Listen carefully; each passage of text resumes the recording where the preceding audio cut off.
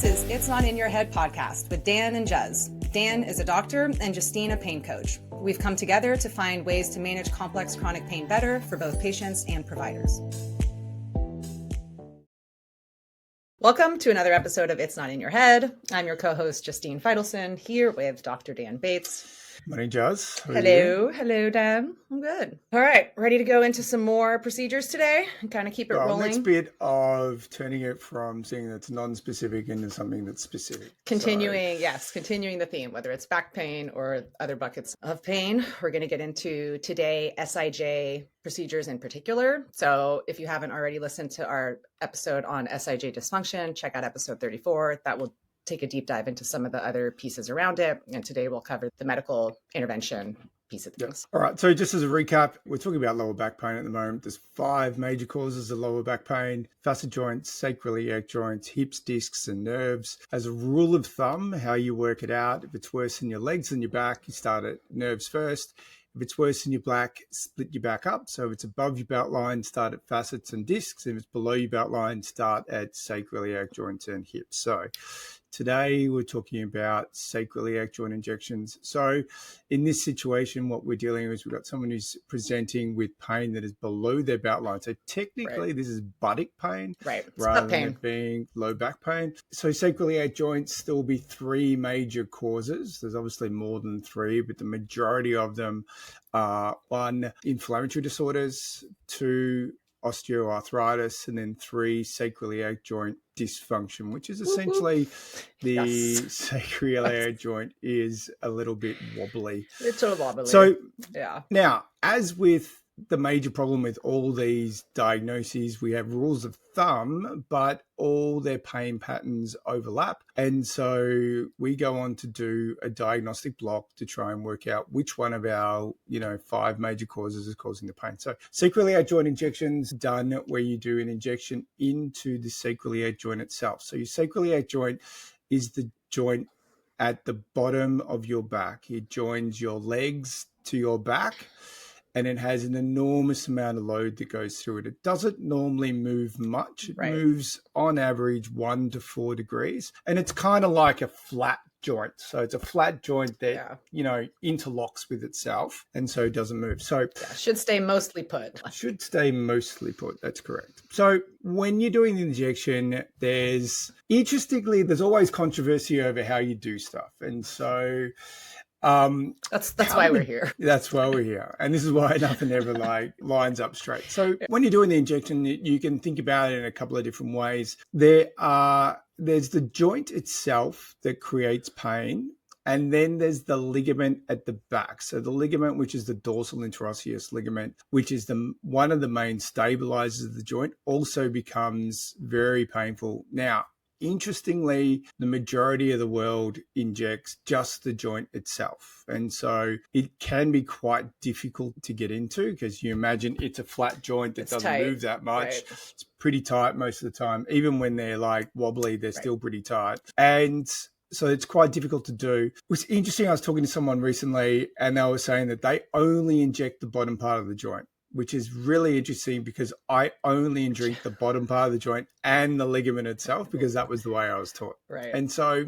I think that I'm not sure where the discrepancy has come from. That is sort of how I was taught at Metro Pain Group, and that's how I continue to do it. When you look at them, you get the same issues with injections that you get with all injections. So you'll get a certain degree of pain relief. So you'll get, if it's positive, so 50, 60, 70, 80, 100% decrease in your pain. And you'll get a certain degree of what's called false positives. So a false positive block is when you have a diagnostic injection and your brain goes, hey, I should be pain-free now. I'll just make them pain-free for this period, for a little bit.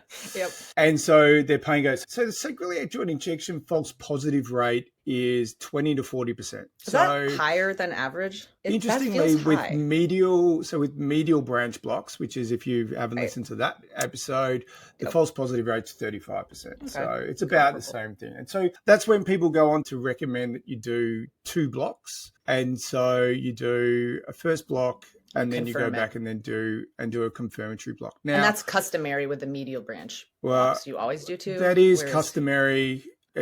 As I said, depends on the degree of risk you're willing to take. It also then depends on. I personally think it comes down to a degree of health economics as well. It's not cheap to do these blocks. Right. If you've got 100% pain relief and you're going to increase your likelihood from 85 to 90%. Right, it's not worth. Is that worth the health economics of it? I would argue probably not. I think most insurers might argue the same way as well. Yeah.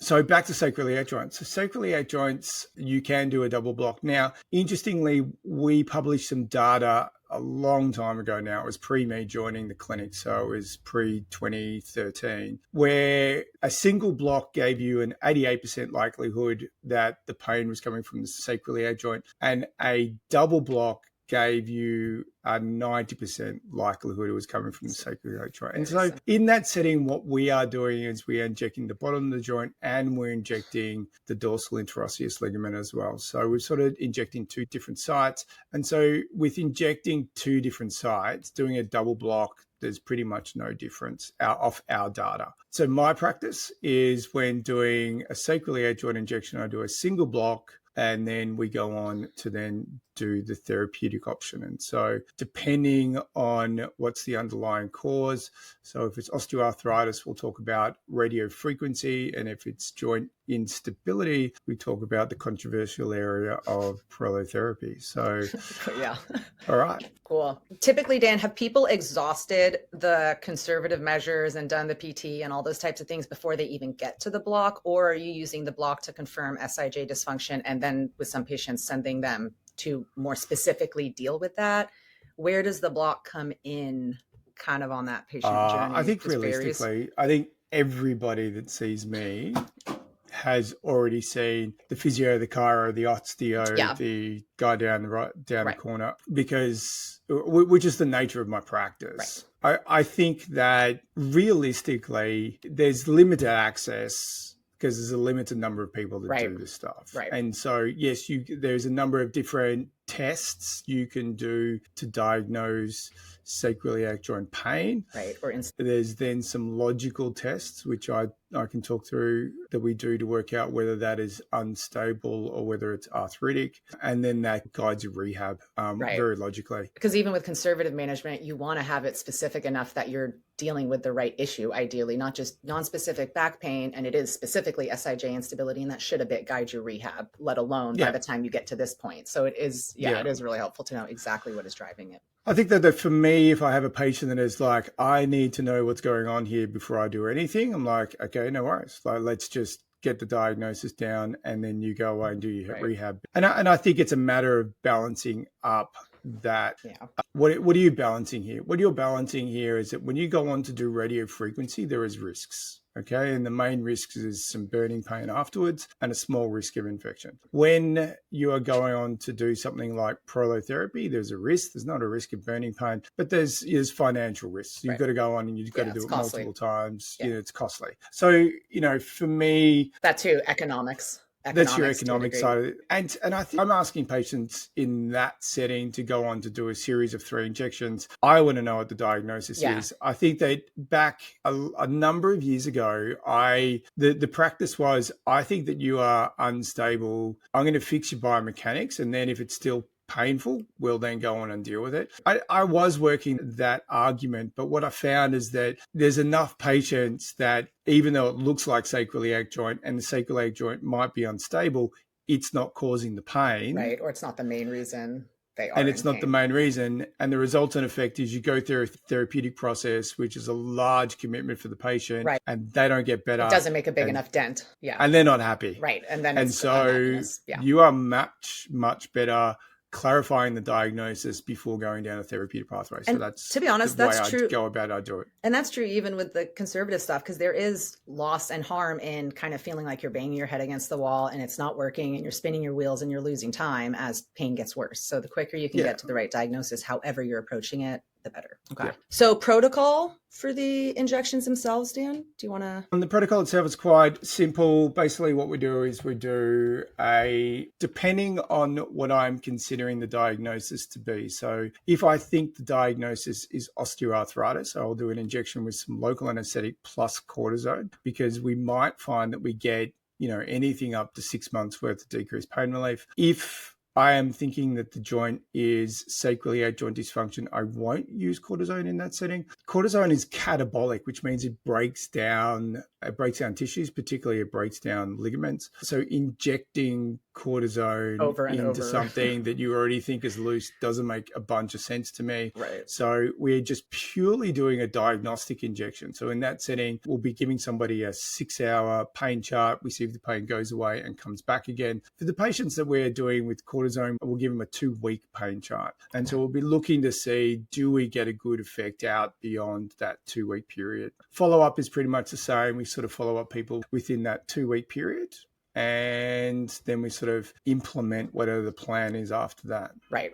Because even with the procedures, if instability is a piece, then you're working on getting the benefits that you maybe couldn't before from some of those other supporting strategies. And if you think it's osteoarthritis and you haven't had a long-term effect out of the diagnostic block, we're then going on to do radiofrequency neurotomy. Yeah, more longer-term solution. Yeah, they're the long-term solution. So, And then after that, it's always, and remembering this is sort of really important with this part of it, is that once you've gone through that therapeutic piece, that takes away the pain, but it doesn't do the reconditioning. Right. So then it's back. Right. Get going with your rehab, get going with your exercise program, get going with your strength once you are then pain-free. So that's the plan. Yep. It opens the window for your It opens the window to go do the work. Yeah. And this ties into also, right treatment, right patient, right time. If you're banging your head against the wall doing rehab because you haven't been able to bring pain down enough to make it more sustainable, it's difficult. If you can do it the other way around, better long-term result. And the algorithm, I think we might as well just mention the algorithm there. So the algorithm there is that if you're doing rehab and you're getting better, do more rehab. If you're doing rehab and every time you do something you flare up, then that's time you need to take a different angle on that. So in the setting of sacroiliac joint dysfunction, that is where I go on to do diagnostic block and then work out what's going on. If you have plateaued, this is where this is where it gets difficult. This is where it gets muddy. You have to choose a reasonable set of guardrails at which you then go, okay, I've plateaued, I'm not going anywhere. That is probably a 3-month period. If you've been doing it for 3 months and you're not progressing, okay, then what's next is sort of my thoughts. But I think, if you're going to, where's that come from? That is just like a piece of logic. Is 6 weeks long enough? Maybe. Is 6 months too much? Probably. Yes. Yeah. So what's somewhere in between? 3 months. So I think a 3-month period of time where you've given it a good crack, you're not going anywhere. Okay, we need another solution. Right.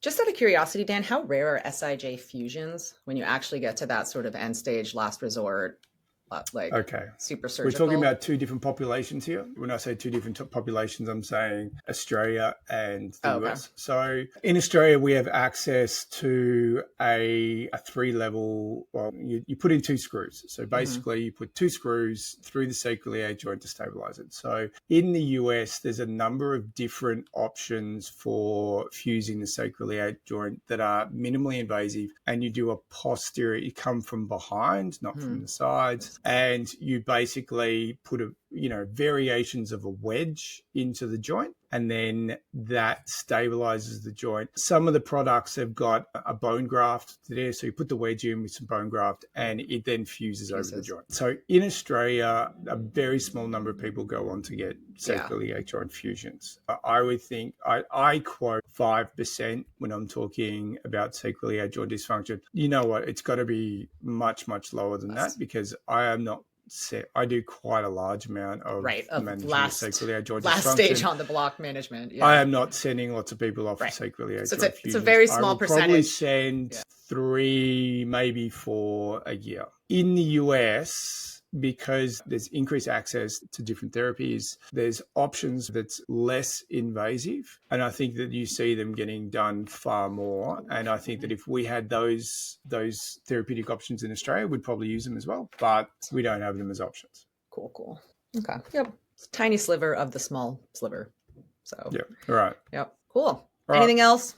SIJ procedures? No. Good. All right. No. Cool. Tune in next time for radiofrequency. Exactly. Okay. All right. We'll see you guys next All right. time on It's Not In Your Head podcast. Take care. Okay, see ya. Bye. Thanks for listening. Clearly, this is a podcast. It's for informational purposes. It's not a consult, medical advice, or the practice of medicine, and it doesn't form a therapeutic relationship. If you feel the information might be useful for your situation, before applying it to yourself or others, you should speak with your doctor or your treating clinician. Do not delay in seeking a diagnosis or treatment, and applying the information is at the listener's own risk.